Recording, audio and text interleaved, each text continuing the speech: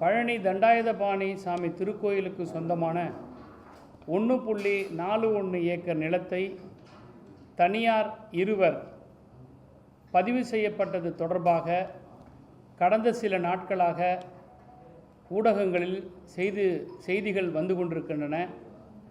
இது குறித்து மாண்புமிகு அமைச்சர் பெருமக்கள் இருவர் ஒன்றுக்கு ஒன்று முரண்பட்ட கருத்துக்களை எல்லாம் முன்னுக்கும் பின்னாக ஊடகங்களில் தெரிவித்ததையெல்லாம் நான் பார்த்திருக்கிறோம். இந்த நிலத்தை பொறுத்தவரை இது கோயிலுக்கு சொந்தமானது என்பதில் எந்த மாற்று கருத்தும் கிடையாது. கோயில் நிலத்தை பதிவு செய்யக்கூடாது என்று சார் பதிவாளர் அலுவலகத்திற்கு கோயில் நிர்வாக தரப்பில் கடிதம் ஏற்கனவே கொடுக்கப்பட்டிருக்கிறது. கடந்த திராவிட முன்னேற்ற கழகத்தினுடைய ஆட்சியில் இந்த இடம் தனியார் வசம் இருந்ததை திராவிட மாடல் ஆட்சி கைப்பற்றி கோயில் நிர்வாகத்திடம் ஒப்படைத்து இவை இலவசமான கார் பார்க்கிங் பயன்படுத்தக்கூடிய இடமாக இவை மக்களின் பயன்பாட்டிற்கு இருந்தது. கோயில் கட்டுப்பாட்டில் இருந்த கார் பார்க்கிங் செய்து கொண்டிருந்த நிலத்தை திடீரென தனியார் இருவர் பெயரில் பதிவு செய்யப்பட்டிருப்பது மிகப்பெரிய சந்தேகத்தை ஏற்படுத்துகிறது. இதற்கு பின்னால் ஒரு சதி இருக்கிறது. இந்த பரிவர்த்தனை பார்க்கிற பொழுது பினாமி டிரான்சாக்ஷன் ஏற்பட்டிருக்கிறது என்ற சந்தேகம் பொதுமக்களுக்கு இருக்கிறது. இந்த புள்ளியில் அரசு இதுவரை விளக்கவில்லை. ஒரு அமைச்சர் என்ன சொல்லுகிறார், மாண்புமிகு இந்து சமய அறநிலையத்துறை அமைச்சர் என்ன சொல்லுகிறார், அறியாமையின் காரணமாக அதிகாரிகள் இவற்றை பதிவு செய்திருக்கிறார்கள் என்று சொல்லுகிறார். விசாரணை தொடங்குவதற்கு முன்பு துறையின் அமைச்சர் அறியாமையின் காரணமாக செய்துவிட்டார் என்று அவரே முன்வந்து சொல்லுவது என்பது குற்றவாளியை மறைப்பதற்கு அமைச்சர் துணை போகிறார் என்பது இதன் மூலம் தெள்ளத் தெளிவாக தெரிகிறது. நாங்கள் விசாரிக்கிறோம், விசாரணையில் வரக்கூடிய விஷயங்களை நாங்கள் தெரிவிக்கிறோம் என்பது சொல்லுவதுதான் அமைச்சரினுடைய கடமை. ஆனால் அறியாமையின் காரணமாக பதிவு செய்யப்பட்டிருக்கிறது என்று தானாக முன்வந்து ஊருக்கு முன்னாடி முந்திரிக்கட்டை போல அறநிலையத்துறை அமைச்சர் வந்து இப்படிப்பட்ட ஒரு ஸ்டேட்மெண்ட் கொடுப்பது என்பது குற்றவாளிகளை தப்பிப்பதற்காக இவர்கள் முயற்சி செய்கிறார்கள், குற்றவாளியை காப்பாற்றுகிறார்கள் என்பதுதான் எங்களுடைய குற்றச்சாட்டு, திராவிட முன்னேற்ற கழகத்தினுடைய குற்றச்சாட்டு.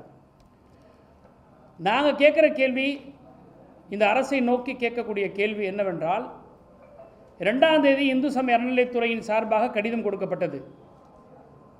ஆனால் 3ஆம் தேதி இந்த பத்திரப்பதிவு செய்ய சொல்லி டாக்குமெண்ட்டை கொண்டாந்து ரிஜிஸ்ட்ரேஷன் ஆஃபீஸில் கொடுக்கப்படுகிறது. அன்றைக்கு இருந்த சப் ரிஜிஸ்ட்ரார் திரு பழனிசாமி என்பவர் இவற்றை நான் பதிவு செய்ய மாட்டேன், ஏனால் ஏற்கனவே கடிதம் இருக்கிறது என்று அவர் சொல்லிவிட்டார். பிறகு 3ஆம் தேதி இருக்கக்கூடிய பாலசுந்தரம் என்கின்ற ஒரு பதிவாளர் அன்றைக்கு வந்து பணியமர்த்தப்படுகிறார். அவர் இந்த டாக்குமெண்ட்டை ரிசீவ் பண்ணிட்டு நான் வந்து ரிஜிஸ்டர் பண்ண மாட்டேன்னு சொல்லிவிட்டு அவர் லீவில் போகிறார். பிறகு 4-5 சனி ஞாயிறு, திங்கட்கிழமை 6ஆம் தேதி, இந்த சீக்வன்ஸை பார்க்கணும். நம்ம 2ஆம் தேதி கடிதம் கொடுக்குறாங்க, 3ஆம் தேதி ஒரு ரிஜிஸ்ட்ரார்கிட்ட வந்து சப்மிட் பண்ணுறாங்க, அந்த ரிஜிஸ்ட்ரார் மறுக்கிறாரு, அவர் விடுமுறையில் போகிறாரு. 4-5 சனி ஞாயிறு விடுமுறை. 6ஆம் தேதி அன்னைக்கு பழனி சப் ரிஜிஸ்ட்ரார் ஆஃபீஸில் இருக்கக்கூடிய சார் பதிவாளர் அலுவலகத்தில் இருக்கவங்க லீவ் போட்டு போயிட்டாங்க.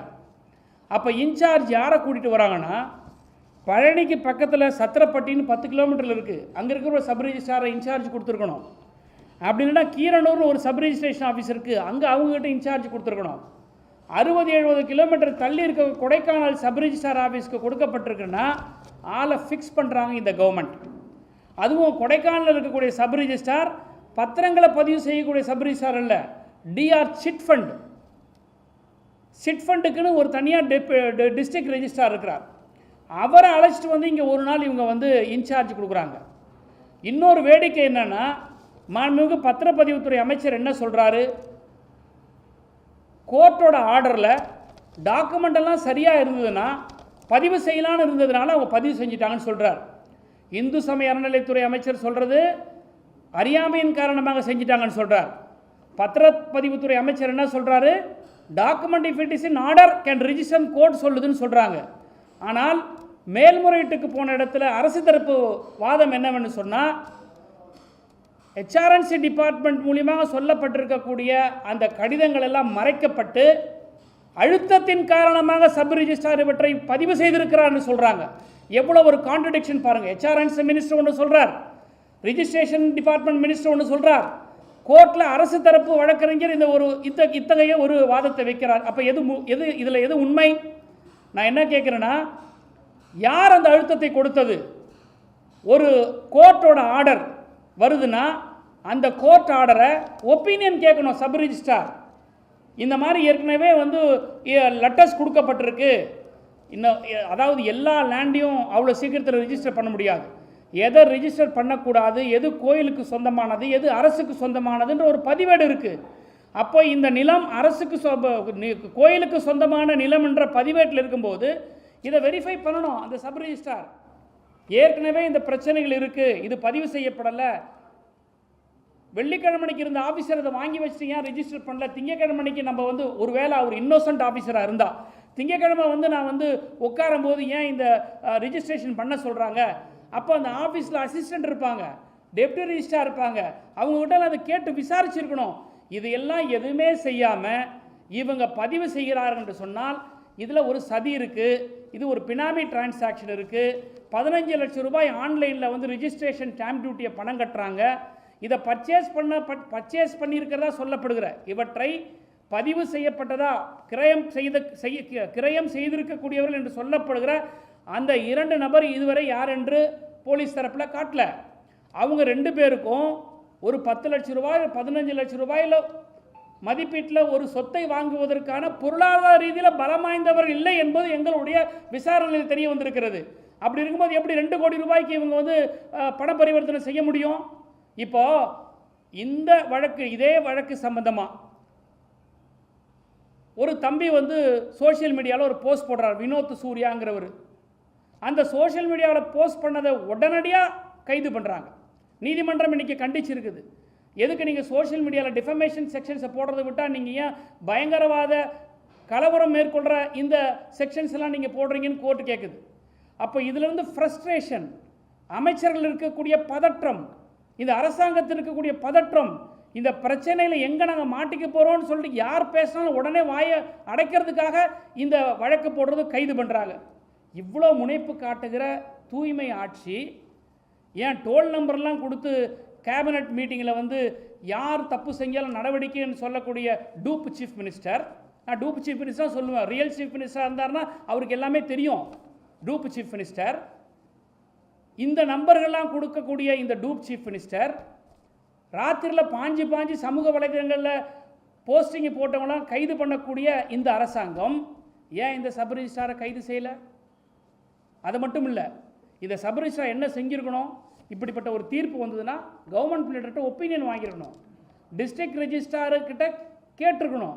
ஏன் டிஸ்ட்ரிக்ட் ரிஜிஸ்ட்ராரை இன்னும் இவங்க அக்யூஸ்டாக ஃபிக்ஸ் பண்ணலை? இதுக்கு முன்னாடி இருந்த சப் ரிஜிஸ்ட்ரார் ஏன் லீவில் போனார்? அவரை ஏன் இன்னும் இவங்க ஃபிக்ஸ் பண்ணலை? இது எல்லாமே ஒரு நரேட்டிவ் செட்டிங் தான். இது எல்லாமே ஒரு சீக்வன்ஸ் இருக்குது. இதுக்கு பின்னாடி மிகப்பெரிய ஒரு டிரான்சாக்ஷன் இருக்குது. இது ரொம்ப காலமாக திராவிட முன்னேற்ற கழக ஆட்சியில் இந்த இடத்தை பாதுகாக்கப்பட்டது. திமுகனாலே இந்துக்களுக்கு எதிராகவும் கோயிலுடைய வழிபாட்டுகளுக்கு எதிராகவும் ஒரு ப்ரொஜெக்ட் பண்ணிக்கிற சமூகத்தில் திராவிட மாடல் ஆட்சியில் நாங்கள் கோயில் நிலத்தை பாதுகாத்தோம். பழனிக்கு மொட்டை போடுவாங்கன்னு தான் நம்மலாம் பார்த்தோம். பழனிக்கே மொட்டை போட்ட ஆட்சி விஜய் ஆட்சி. இன்றைக்கி நாட்டு மக்களுடைய முகத்தில் இன்றைக்கி விபூதி அடிச்சிருக்கிறாங்க. நான் கேட்கக்கூடிய கேள்வியெல்லாம், அதிகாரிகளை காப்பாற்றுவதற்கு இந்த அமைச்சர்கள் வாலண்டரியாக பேட்டி கொடுக்குறாங்க. அறியாமையின் காரணமாக செஞ்சிட்டோன்னு சொல்ல வேண்டிய அவசியம் என்ன? Everything is it in order, register பண்ணலான்னு சொல்ல வேண்டிய அவசியம் என்ன? நீதிமன்றத்தில் வழக்கறிஞர்கள் மாற்றி பேச வேண்டிய அவசியம் என்ன? இதுக்கு பின்னால் யார் இருக்கிறாங்க? இந்த சதி செயலில் யார் ஈடுபட்டிருக்கிறாங்க? யாராவது ஒருத்தர் சப் ரிஜிஸ்டர் ஆஃபீஸில் போயிட்டு ஒரு டாக்குமெண்ட்டை கொடுத்துட்டு கோர்ட் ஆர்டரே வச்சுருந்தா கூட, கண்டெம்ட் வரைக்கும் போனால் கூட ரிஜிஸ்டர் பண்ணாத டிபார்ட்மெண்ட்டு எப்படி இதை ரிஜிஸ்டர் பண்ணுது? இதனுடைய உண்மைத்தன்மையை விசாரிக்க வேண்டிய அவசியம் இவங்களுக்கு ஏன் ஏற்படலை? ஏன் கவர்மெண்ட் பீட்டர்கிட்ட இவங்க ஒப்பீனியன் வாங்கலை? ஏன் மேல் அதிகாரிகள்கிட்ட இப்படிப்பட்ட ஒரு தீர்ப்பு வந்திருக்கு, ஏற்கனவே HRNC டிபார்ட்மெண்ட்லேருந்து நமக்கு லெட்டர் வந்திருக்கு, இதை நான் என்ன செய்யட்டேன்னு ஏன் அந்த அதிகாரி கேட்கல? ஏன் அவசர கோலத்தில் இதை ரிஜிஸ்டர் பண்ணுறாங்க? இந்த சதிகளெல்லாம் மறைப்பதற்காக முறுக்க மோந்து பார்க்குறவரும் புளியாதவரை டேஸ்ட் பண்ணி பார்க்குறவரெல்லாம் இன்றைக்கி பெரிய வீராவசனம் பேசுகிறார். என்னமோ அவர் வந்து அரசியல் அவருக்கு மிகப்பெரிய அனுபவம் இருக்கிற மாதிரியும், நம்ம நாட்டினுடைய அமைச்சராக அவர் இருந்து மிகப்பெரிய அவருக்கு ஆளுமை இருக்கிற மாதிரி HRNC மினிஸ்டர் அப்படி விளாசுறாரு. அப்படி திருப்பி திருப்பி பதில் சொல்கிறாரு. ரொம்ப ரோஷமாக பதில் சொல்கிறாரு. அந்த ரமேஷ் மாண்புமிகு அமைச்சருக்கு ரோஷம் இருக்குமுன்னா ஏன் இந்த பதிவு செய்ய வேண்டிய விஷயத்தை காப்பாற்ற வரணும்? ஏன் நீங்கள் இந்த வாலண்டரி ஸ்டேட்மெண்ட் கொடுக்குறீங்கன்றதை சொல்ல வரணும். அதெல்லாம் இருக்காமல் ஒரு பெரிய முந்திரி கொட்டை 420 நிர்மல்குமார் மாண்புமிகு சட்டத்துறை அமைச்சர், என்னடா நாட்டு மக்கள் இப்படி பேசுகிறீங்கன்னு எங்களை நீங்கள் தப்பாக நினைக்காதீங்க. ஒரு அமைச்சர்கள் இன்றைக்கு கோட்டையில் இருந்துக்கிட்டு அந்த துறை ஆற்று இருந்தது மூர்த்திக்கிட்டு இருந்தது. என்ன மூர்த்தினா யார்? ஒரு மாண்புமிகு அமைச்சராக இருந்தார். திராவிட முன்னேற்ற கழகத்தில் ஒரு அரசு பொறுப்பில் இருந்தவர். நாளைக்கு நீங்கள் இன்றைக்கி அமைச்சராக இருந்தால் உங்கள் அமைச்சராக இருக்கும் போதே ரோட்டில் போகிறவங்களாம் வேறு மாதிரி கேட்பாங்க. கடந்த ஆட்சியில் அமைச்சராக இருந்த திரு மூர்த்தி இருந்தாருன்னு சொல்லணும். அது யார் மூர்த்தி? மூர்த்தினா யார்? என்ன பேச்சு இது? நிர்மல்குமார் சொல்லக்கூடிய கருத்து என்னென்னா, இந்த கேள்விக்கு பதில் சொல்கிறதுக்கு பயந்துக்கிட்டு ராத்திரியெல்லாம் ரிஜிஸ்ட்ரேஷன் நடந்ததுன்னு சொல்கிறாரு. ராத்திரியெல்லாம் ரிஜிஸ்ட்ரேஷன் நடக்குதுன்னா முட்டாள்களுக்கு தான் இது புரியாது. டோக்கன் போட்ட பிறகு யாரெல்லாம் என்னைக்கு டோக்கன் போட்டிருக்காங்களோ அந்த டோக்கன் எல்லாம் அன்றைக்கி ரிஜிஸ்டர் பண்ணிவிட்டு போகணுன்றது அது விதி. இது கூட புரிஞ்சிக்காத அமைச்சர்கள்லாம் இன்றைக்கி நாட்டில் மங்குனி அமைச்சர்களாக இருக்கிறாங்க. அன்றைக்கி இரவு எவ்வளோ நேரம் இருந்தாலும் ரிஜிஸ்டர் பண்ணிவிட்டு போனோம். ரைட்டு, 9 மணி 10 மணி ரிஜிஸ்டர் பண்ணால் எந்த அரசு நிலத்தையும் யாருக்கு நாங்கள் ரிஜிஸ்டர் பண்ணி கொடுக்கலையே, எந்த கோயில் நிலத்தையும் யாருக்கு நாங்கள் ரிஜிஸ்டர் பண்ணி கொடுக்கலையே. தூய்மையான ஆட்சின்னு சொல்லக்கூடிய விஜய் அரசாங்கம் இன்றைக்கி கோயிலோட லேண்டை இன்னொருத்தருக்கு ரிஜிஸ்டர் பண்ணி கொடுத்துருக்கும் போது நீங்கள் எப்படி எங்களை பார்த்து குற்றம் சுமத்த முடியும்? அதனால் இந்த அமைச்சர்கள் எல்லாம் இந்த அமைச்சர்கள் செய்யக்கூடிய விஷயங்களை எல்லாம் மக்கள் முன்னாடி வந்து உண்மையை பேசணுமே தவிர தேவையில்லாத அரசியல் சர்ச்சைகளை உருவாக்கி பிரச்சனைகளை திசை திருப்புவதற்காக மட்டுமே இந்த பிரஸ் மீட் நடந்திருக்கிறதே தவிர இவங்க யாரும் உண்மைக்கு நாட்டு மக்களுக்கு உண்மையை கொண்டு வந்து கொடுக்கவே இல்லை. இன்றைக்கி சிபிசிஐடி விசாரிச்சுக்கிட்டு இருக்கு பழனியில். இந்த சிபிசிஐடி என்ன விசாரிக்க முடியும்? இதே காவல்துறை தான். எனவே இதனுடைய போக்கை நாங்கள் கொஞ்ச காலத்துக்கு கவனிப்போம், வாட்ச் பண்ணுவோம், மானிட்டர் பண்ணுவோம். இதில் விசாரணை சரியாக நடைபெறவில்லை என்று சொன்னால் திராவிட முன்னேற்ற கழகம் இது குறித்து நீதிமன்றத்துக்கு செல்வதற்கு தயங்காது. எனவே அமைச்சர் பெருமக்கள் எல்லாம் வாயடக்கம் தேவை. நாகரிகமாக பத்திரிகையாளர் முன்பு சந்திக்க வேண்டும். இருக்கின்ற பிரச்சனைகளை எடுத்து சொல்ல வேண்டும். மக்களுக்கு விளக்கத்தை கொடுக்க வேண்டும். எது செய்தாலும் திராவிட முன்னேற்ற கழகம் என்று எங்கள் மீது அவதூறை பரப்புவீர்களானால் நீங்கள் நாற்றம் அடிப்பீர்கள் என்பது மக்கள் நிச்சயமாக உங்கள் மீது குற்றம் சுமத்துவாங்க. ஆட்டை காணும்னு சொல்லி கம்ப்ளைண்ட் கொடுக்குறோம். அந்த கம்ப்ளைண்ட் கொடுத்த பிறகு ஆடு வந்துருச்சுன்னு சொல்லிட்டு திருடனை விட்டுற கதையாக தான் அந்த மாதிரி இருக்குது. இவங்க என்ன பண்ணுறாங்க? ஜஸ்ட் லைக் தட் லேண்டு வந்து நாங்கள் மீட்டோம். நீங்களா மீட்டிங்க? Court order மீட்டுச்சு. இந்த அப்பீல் ஏன் நீங்கள் டிலேவாக போனீங்க? இன்னும் சொல்ல போனால் HRNC அப்பீல் போகுது, ரிஜிஸ்ட்ரேஷன் டிபார்ட்மெண்ட் அப்பீல் போல. HRNC அதில் பார்ட்டியே இல்லை. ரிஜிஸ்ட்ரேஷன் டிபார்ட்மெண்ட் தான் ஃபஸ்ட்டு அப்பீல் போயிருக்கணும். என்ன இவங்க சொன்ன அந்த உத்தரவு இது தப்பு, நான் இதை இம்ப்ளிமெண்ட் பண்ண முடியாதுன்னு சொல்லி ரிஜிஸ்ட்ரேஷன் டிபார்ட்மெண்ட் அப்பீல் போனோம். ஆனால் HRNC போகுது. இதிலிருந்து எல்லாமே ஒரு முரண்பாடு இருக்குது. இது முறைகேடு இருக்குது. இதற்கு பின்னால் மிகப்பெரிய ஒரு சதி இருக்குது. 10 லட்சம் 15 லட்சம் பெருமான உள்ள சொத்தை வாங்குவதற்கு கூட பொருளாதார ரீதியில் பலமற்றவர்கள் என்று சொல்லப்படுகிற, நாங்கள் விசாரித்தவரை எங்களுக்கு அறியப்படுகிற அந்த இருவர் இன்றைக்கு 2 கோடி ரூபாய்க்கு இந்த சொத்தை வாங்கியிருக்கிறார்கள் சொன்னால் அந்த 2 கோடி ரூபாய் பணம் யாருடைய பணம்? யார் இது பின்னால் இருக்கிறது? ஏன் அமைச்சர்கள் முன்வந்து இவர்களை காப்பாற்ற வேண்டும்? இங்கே இருக்கக்கூடிய ஈடி இப்போ எங்கே போயிருக்கு? இன்றைக்கி எஃப்ஐஆரில் இவங்களை 4 பேரே காட்டியிருக்கிறாங்க. இது வரைக்கும் ஏன் கைது பண்ணலை? இரவுகளில் சமூக வலைதளத்தில் பணியாற்றக்கூடியவங்களெல்லாம் வந்து கைது கூடிய அரசாங்கம் இந்த குற்றவாளி ஏன் கைது பண்ணலை? இந்த விஜய் அரசாங்கத்தை பொறுத்த வரைக்கும் சமூக வலைதளங்களில் இவங்க வந்து ஆக்டிவாக இருக்காங்க தவிர சமுதாய பணியில் இவங்க மயங்கி இருக்கிறாங்க. தயவு செய்து அந்த மயக்கத்திலேருந்து வெளியே வாங்க, நாட்டு மக்களுக்கு பணியாற்றுங்கன்னு மாண்புமிகு அமைச்சர் பெருமக்களையும் இந்த அரசையும் நான் கேட்டுக்கிறேன். திரு விஜய் அவர்கள் வெறும் கோட்டு சூட்டு போட்டுக்கிட்டு வந்து நான் வந்து தமிழ்நாட்டில் லஞ்சத்தை ஒழிச்சிட்டேன், 50 நாளில் நான் வந்து வானத்தை வில்ல ஆக்கிட்டேன், வைகுண்டத்தை காட்டிட்டேன்ற சினிமா டைலாக்லாம் தேவையில்லை. உங்கள் முதுகு பின்னாடியே மிகப்பெரிய அளவில் புறையோடி ஊழல் இருக்கிறது. உங்கள் கட்சிக்காரங்க ஊழலாம் ஒரு பக்கம் விடுங்க, அரசுக்குள்ளே இப்படிப்பட்ட ஊழல் இருக்குது. ஏன் முதலமைச்சர் வாய் திறக்கலை? அங்கே கன்னியாகுமரி நாகர்கோவிலில் ஒரு பெரிய சம்பவம் நடந்திருக்கு. சிறைச்சாலையில் இறந்துருக்கிறாங்க. அது சம்பந்தமாக முதலமைச்சர் பதில் வாய் திறக்கல. தமிழ்நாட்டினுடைய கடந்த முதலமைச்சர் திமுக ஆட்சியில் ஏதாவது நடந்தால் உடனே ஓடி வந்துடுவார் ஸ்டேஜ் போட்டு பேசுகிறதுக்கு, சிஎம் சார்னு. இப்போ where about CM is not known. எங்கே இருக்கிறார் முதலமைச்சர், தேட வேண்டும். இதுதான் நாங்கள் தமிழ்நாட்டு மக்கள் மத்தியில் இருக்கக்கூடிய மிகப்பெரிய கேள்வி. நீங்கள் சொல்கிற அந்த 2 பேர் நாங்கள் வந்து பணம் இல்லாதவர்கள் கண்டுபிடிச்சு சொன்னீங்க. இதுவரைக்கும் நீதிமன்றத்துக்கு முன்னாடியோ அல்லது அரசோ இல்லை காவல்துறையோ யாரும் இதுவரை அவர் கிரிமினல் நடக்கிறத வெளிப்படுத்தல. நீங்கள் அதை கண்டுபிடிச்சீங்கன்னா நீங்கள் அதை யாரும் சொல்ல முடியுமா? இல்லை, அதான் உங்களுக்கு டாக்குமெண்ட் இருக்கு. நாங்கள் விசாரித்த வரைக்கும் சார் சார் நாங்கள் வந்து பேராக இருக்குன்ற ஆளை போய் பிடிச்சி கொண்டாந்து கூட முடியும். நாங்கள் சொல்லக்கூடிய பேரில் சேதுபதியும் இன்னொருத்தர் வந்து வெள்ளத்துறை, இவங்க 2 பேர் இருக்கிறாங்கன்னு சொல்கிறோம். அவங்க 2 பேரும், சேதுபதிங்கிறவர் வந்து அந்த கொடைக்கானல் பழனி பகுதியை சேர்ந்தவர், வெள்ளத்துறைங்கிறவர் உடுமலைப்பேட்டை பகுதியை சேர்ந்தவர். அவங்களுக்கு இந்த கெப்பாசிட்டி இல்லைன்றது எங்களுக்கு விசாரணையில் தெரியுது. இந்த சேதுபதி லிட்டிகேஷன் ப்ராப்பர்ட்டியை ஹேண்டில் பண்ணுறவர் தான்ன்றது எங்களுக்கு தெரிய வந்திருக்குது. டாக்குமெண்ட்டு சப்ரிஜிஸ்டர் ஆஃபீஸில் இருக்கல, ஃபோட்டோ ஒட்டியிருப்பாங்களே, ஏன் ஃபோட்டோ இதுவரையும் வெளியிடலை? 2 பேர் பர்ச்சேசர், நீங்களும் நானும் போய் ப்ராப்பர்ட்டி வாங்கினோமா, ஏன் ஃபோட்டோ ஓட்டணும், உங்கள் ஃபோட்டோ ஓட்டணும், சாட்சி கையெழுத்து ஃபோட்டோ ஓட்டணும். அந்த ஃபோட்டோ இப்போ அவைலபிளாக இருக்கா இல்லையா on the table of the subregistrar, அரசனுடைய கோப்பில் இருக்குல்ல, ஏன் அதை வெளியிடலை இன்னும்? அப்போ இந்த ஆட்சி, இந்த அதிகாரம், இந்த அமைச்சர் மறைக்கிறாங்க இந்த குற்றவாளிகளை. அதுதான் நான் சொல்கிறேன். அதுதான் தெரியலையே யாருடைய பினாமி. அந்த பினாமி யாரு? ஆளுந்தரப்பு சேர்ந்தவங்க இருக்கிறதுனால தான் அமைச்சர் முன் வந்து குற்றவாளிகளை வந்து காப்பாற்றுறாரு. அறியாமையினால செஞ்சன்ற வார்த்தை சொல்லலாமா முதல்ல ஒரு அமைச்சர்? இது தவறல்லவா? அப்போ அறியாமை செஞ்சிருந்த போது you are preventing them, you are protecting them தானே தெரியுது. அப்போ பினாமி யார் இருப்பா? ஆளுங்கட்சி இருக்கு. அப்போ ஆளுங்கட்சி இருக்கிறதுனால தான் நீங்கள் காப்பாற்றுறீங்க. நீதிமன்றத்துக்கு போவோம், விசாரணை பார்ப்போம் சொல்லிருக்கீங்க. அமைச்சரே முன் வந்து சொல்றது நீங்களே குற்றம் சாட்டுறீங்க, அவர் காப்பாற்ற முயற்சிறாரு. இப்படி ஒரு முயற்சி இருக்கும்போது நீங்கள் நீதிமன்றத்துக்கு? இல்லை சார், நம்ம ஒரு சிபிசிஐடி நார்மல் போலீஸ் ஸ்டேஷன், நீங்கள் பழனி அடிவாரத்தில் போலீஸ் ஸ்டேஷன் வந்து விசாரணையிலேருந்து எடுத்து இன்னொரு சேஞ்ச் ஆஃப் இன்வெஸ்டிகேஷன் கொடுத்துருக்குறாங்க. நாங்கள் அரசாங்கத்தில் இருந்தவங்க இருக்கிற விஷயங்கள் எங்களுக்கு உணர்ந்து பேசுகிறதுனால தான். தாவேக்கா மாதிரி அறவேக்காடாக நாங்கள் பேச மாட்டோம். உணர்ந்து பேசுகிறதுனால தான் we are giving a breathing time. அதை சிபிசிஐடி எந்த கோணத்தில் போய் இப்போ நான் இந்த கொஷின்ஸை வச்சுருக்கேன். லீவில் போனவரை ஏன் நீங்கள் ஃபிக்ஸ் பண்ணலையா? அந்த டிஸ்ட்ரிக்ட் ரிஜிஸ்ட்ரார் ஏன் ஃபிக்ஸ் பண்ணல? நீங்கள் ஒரு சப் ரிஜிஸ்ட்ராருக்கு இப்படிப்பட்ட ஒரு ஆர்டர் வந்து அவர் யார்கிட்ட கேட்கணும்? டிஸ்ட்ரிக்ட் ரிஜிஸ்ட்ரார்ட்ட கேட்கணும். டிஆர் சிட் ஃபண்டை கொண்டாந்து ஏன் நீங்கள் ரெகுலர் ரெஜிஸ்ட்ரேஷன் சப் ரிஜிஸ்ட்ரார் ஆஃபீஸில் போடணும்?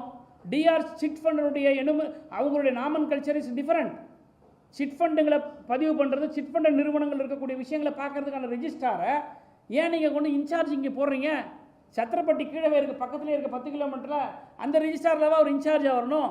சார், ஒரு ஜுடிஷியல் மேஜிஸ்ட்ரேட் 1ஆம் நம்பர் ஜுடிஷியல் மேஜிஸ்ட்ரேட்டு கேஷுவல் லீவுன்னு இன்றைக்கி போட்டாங்கன்னா பக்கத்து கோர்ட்டு எந்த ஜுடிஷியல் மேஜிஸ்ட்ரேட் இருக்காரோ அவர் தான் சார் இன்சார்ஜ், அவர் தான் சார் ரிமாண்ட் பண்ணுவார். அதுக்காக வந்து சென்னையில் ஜுடிஷியல் மேஜிஸ்ட்ரேட் இன்றைக்கி லீவில் இருக்கிறாருன்னா நீங்கள் போய் கன்னியாகுமரியில் இருக்கிற ஜுடிஷியல் மேஜிஸ்ட்ரேட்டுக்கிட்ட இன்சார்ஜ் கொடுப்பீங்களா? அப்படி தான் பண்ணியிருக்கு. அப்போ என்னன்னா, இந்த சப் ரிஜிஸ்ட்ரார் ஆஃபீஸர் யாருமே வந்து இந்த குற்ற செயலுக்கு, சதி செயலுக்கு ஒத்து போகல. லீவு போட்டு போன ஆஃபீஸர் ஒத்து போகலை. அப்போது செட் பண்ணி கொண்டாடுறாங்க, இந்த மணிகண்டனை செட் பண்ணி கொண்டாடுறாங்க. ஸோ வெஸ்டட் இன்ட்ரெஸ்ட் இருக்குது. யார் இதை செய்ய முடியும்னு அவங்களுக்கு தெரியுது, இவர்கிட்ட கொடுத்தா இதை செய்வாருன்னு தெரியுது. அப்போ இதெல்லாம் ஃபிக்ஸ் பண்ணி இந்த ஒரு பெரிய ஒரு ஸ்கேம் நடந்தது. இதுதான் எங்களுடைய குற்றச்சாட்டு. விஜய்க்கே தெரிஞ்சிருக்குங்க. விஜய்க்கே தெரிஞ்சதுனால தான் இவங்க 2 பேரை விட்டு நீ முன்னே போய் நீங்கள் ஏதாவது பேசுங்க, முட்டு கொடுங்கன்னு கொடுக்குறாரு. விஜய்க்கு தெரியலன்னா விஜய் வந்து சொல்லட்டோமே, மாண்புமிகு முதலமைச்சர் விஜய் வந்து சொல்லட்டோமே. விஜய்க்கு தெரியுது, அவருக்கு தெரிஞ்ச அந்த அமைச்சர்கள் இந்த ஆட்சியை காப்ப. ஏன்னா இப்போ தான் ஒரு டோல் ஃப்ரீ நம்பர் ஒன்று கொடுத்தாருல, இன்னமும் நாட்டில் புதுசாக ஒரு தான் வானத்திலேருந்து குதிச்சு director of vigilance anti corruption என்றைக்கு தோன்றலை, இப்போ தான் அவர் கண்டுபிடிச்சிருக்கிறாரு. அந்த ஒரு டிபார்ட்மெண்ட் இப்போ தான் உருவாக்கிறார் முதலமைச்சராகி. ஏங்க, செக்ரட்டரியேட்டுக்கே போகாதீங்க இவங்கெல்லாம். சாதாரண காமன் பப்ளிக் செக்ரட்டரியேட்டுக்கு போனாங்களாம் எல்லா இடத்துலையும் ஒட்டியிருக்கோம். லஞ்சம் வாங்குவது குற்றம், லஞ்சம் கொடுப்பது குற்றம், யாராவது லஞ்சம் கேட்டால் இந்த நம்பரை வந்து புகார் தெரிவிங்கன்னு கொடுத்துருங்க சார். இதெல்லாம் இதான் சார் புதுசாக ஒரு சீஃப் மினிஸ்டர் வந்துட்டு என்னமோ புடலங்க கதையெல்லாம் விட்டுட்டு இருக்கிறாங்க இங்கே வந்து.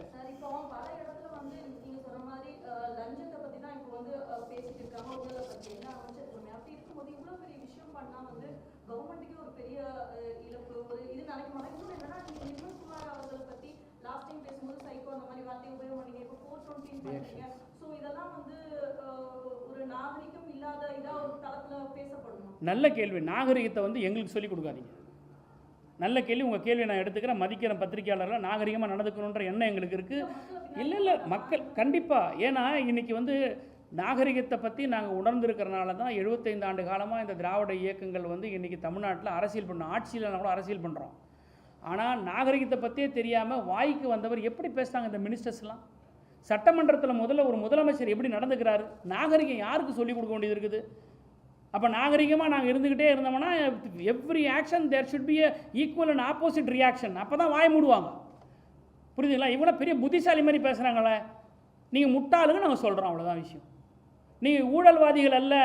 நாங்கள் வந்து ஊழலை ஒழிக்க வந்து அவதார புருஷன் விஜய் சொல்கிறாரு, முழு பூசணிக்காக சோத்தில் மறைக்காத பழனியில் மொட்டை போட போனவங்களுக்கெல்லாம் நீ பழனிக்கே மொட்டை போட்ட விஜய்ன்னு சொல்கிறான், அவ்வளோதான் விஷயம்.